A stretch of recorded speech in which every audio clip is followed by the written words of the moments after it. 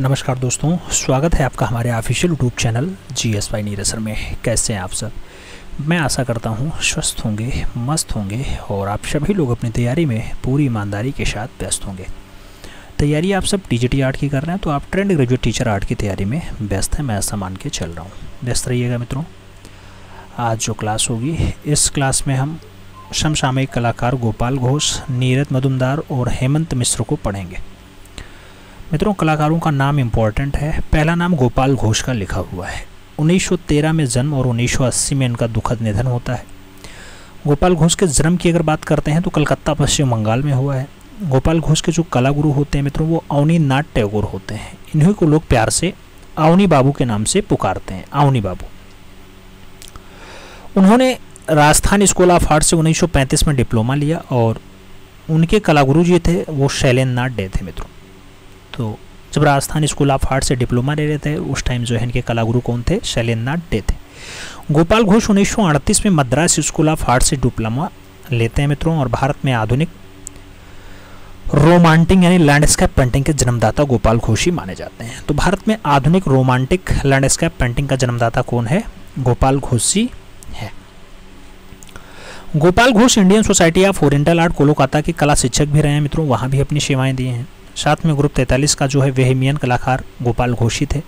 आप जानते होंगे ग्रुप 43 1943 में जो है गठित होता है और इसकी स्थापना जो है कलकत्ता में ही होती है। मूर्तिकार प्रदोष दास गुप्ता ने इसकी स्थापना की थी, तो उसके वेहमियन सदस्य के रूप में जो है गोपाल घोष का नाम आता है।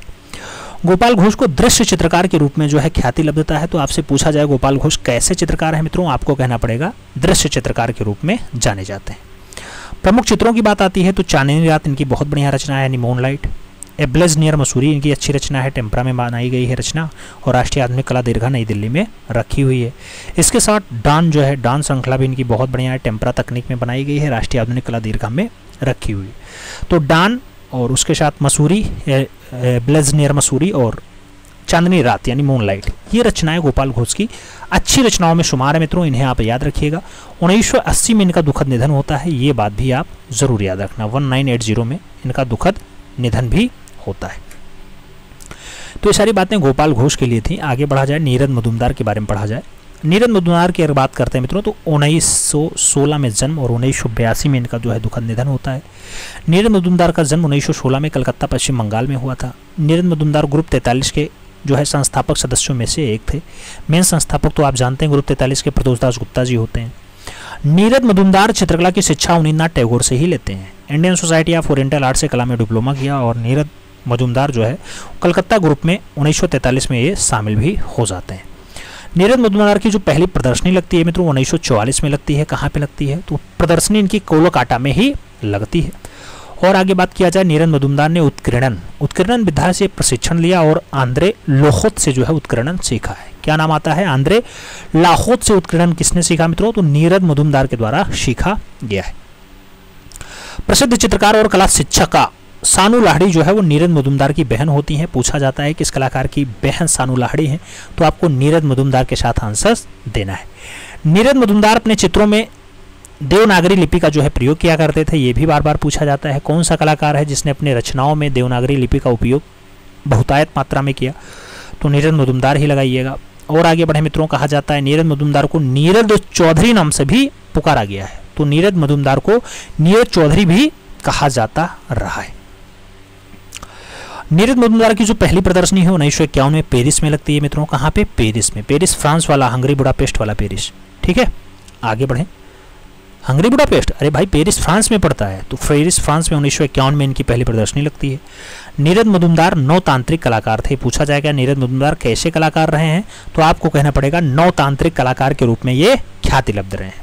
नीरद मजुमदार उत्कीर्णन विधा का प्रशिक्षण जो है वो पेरिस से ही लेते हैं। कौन सा भारतीय कलाकार इंडियन हाउस लंदन की आर्ट गैलरी में क्यूरेटर के पद पे भी कार्य किया? तो इंडियन हाउस गैलरी लंदन में एज अ क्यूरेटर के रूप में नीरद मजुमदार ने अपनी सेवाएं दी हैं।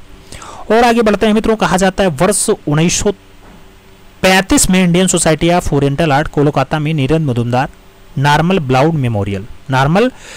मेमोरियल पुरस्कार से भी नवाजे जाते हैं। और नीरद मजुमदार कुछ चुनी हुई प्रतिमाएं, चित्र श्रृंखलाएं बना करके 1957 में पेरिस प्रदर्शनी में भी फाइनली दिखाते हैं। प्रमुख चित्र की बात करते हैं, स्वर्ग है, नेता का घाट है, ये कैनवास पे बढ़िया रचना है मित्रों, राष्ट्रीय आधुनिक कला दीर्घा में रखी हुई है। पूर्णिमा बहुत अच्छी रचना है, कैनवास पर तैलीय रंग में 1972 में बनाई गई है। और गंगा रचना इनकी अच्छी है, जो कागज पे रेखांकन माध्यम में बनाई गई है। तो ये नीरज मजुमदार की कुछ खास रचनाएं हो गई। आगे बढ़े, अगला क्वेश्चन से पहले जो है हम हेमंत मिश्र को पढ़ेंगे। हेमंत मिश्र 1917 में जन्म और 2009 में दुखद निधन होता है। हेमंत मिश्र के जन्म की अगर बात आती है, 1917 में असम में हुआ। असम वही बांग्लादेश के बगल वाला असम।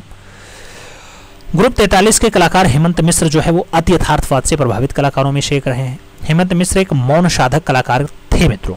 हेमंत मिश्र चित्रकार के रूप में जाने जाते हैं और यूरोपीय यथार्थवादी कलाकारों में डाली और इंसर्ट का भी प्रभाव इन पे पड़ जाता है। आम आदमी के लिए ही नहीं समकालीन कला, हेमंत मिश्रा ने ही कहा है, आम आदमी के लिए है ही नहीं समकालीन कला। तो आम आदमी समकालीन कला में नहीं झुकाव ले सकता, कहने का तात्पर्य ये है हेमंत मिश्रा का। और भारतीय कला में अति यथार्थवाद लाने का जो अग्रणी कलाकार माना जाता है वो हेमंत मिश्र ही माना जाता है। हेमंत मिश्र का जो प्रिय माध्यम है मित्रों वो जल रंग रहा है। और हेमंत मिश्र के चित्रों में कल्पना के अनंत रूप भी आपको देखने को मिल जाते हैं। हेमंत मिश्र के प्रमुख चित्रों में जो है वो प्रिमिएटिव एयर्स की बात हो रही है। क्या है? प्रिमिएटिव एयर्स की बात हो रही है। वर्स ऑन फायर की बात हो रही है। इको ऑफ अ सॉन्ग तथा परस्यूडिंग की बात हो रही है। और द फेडिंग गॉड की भी बात हो रही है। तो ये हेमंत मिश्र की अच्छे चित्रों की बात होती है मित्रों। तो ये हेमंत मिश्र जी थे। इनका जो दुखद निधन है 2009 में होता है, ये बात भी आपको याद रहनी चाहिए। तो मित्रों आज की क्लास यहीं कंप्लीट करते हैं। गोपाल घोष, नीरज मजुमदार और हेमंत मिश्र से जुड़ा हुआ कुछ तथ्य आपने समझा, देखा, उम्मीद है समझ में आया होगा। मिलते हैं शो में, तब तक के लिए दिल से सल्यूट। जय हिंद।